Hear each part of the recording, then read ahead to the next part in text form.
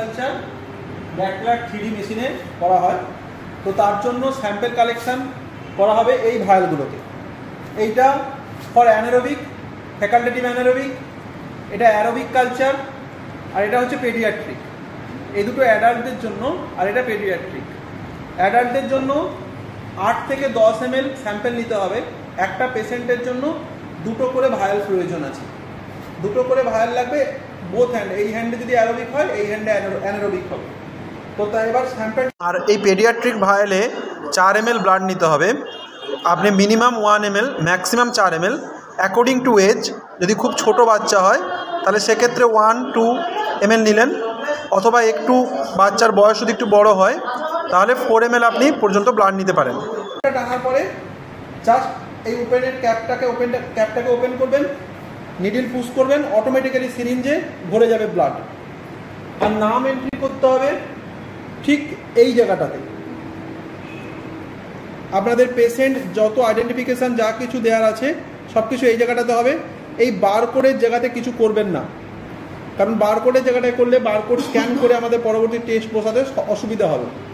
কোনো লিউকোপ্লাস্ট মারবেন না, স্ক্যানিং করতে, মেশিনে স্ক্যান করতে সমস্যা হয় এবং স্যাম্পল বসাতেও সমস্যা হতে পারে। তাই যা কিছু এখানে করলেন, ব্লাড দিয়ে দিলেন, আমাদের ডিপার্টমেন্টে পাঠিয়ে দেবেন। ডিপার্টমেন্টে এবার কাজ হচ্ছে আমাদের, এবার আমরা বারকোডটাকে স্ক্যান করব।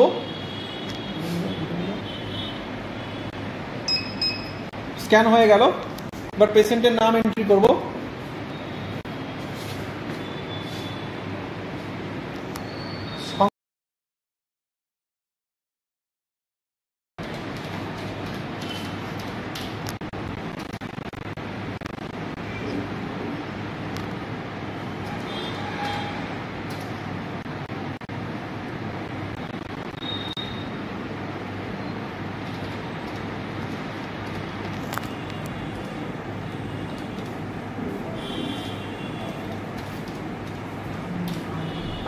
এটা হয়ে গেল।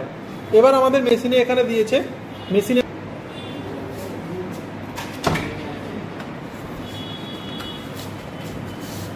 ধরুন 6 নম্বর পজিশন আমার খালি আছে, আমি 6 নম্বর পজিশনে দিয়ে দিলাম।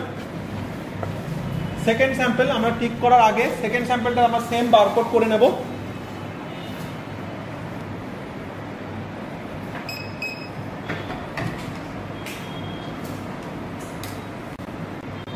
ল্যাব আইডি পুট হবে 318 ট্যাব।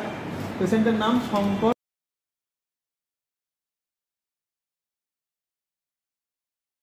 আমিনুদ্দিন।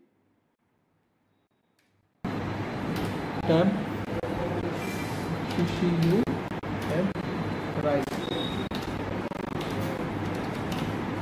রাইট।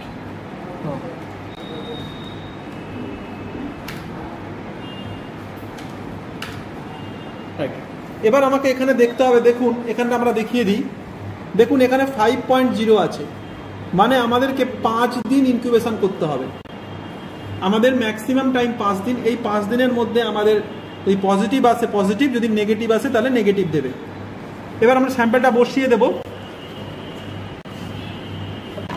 7 নম্বরে বসিয়ে দিলাম, বসিয়ে টিক দিলাম।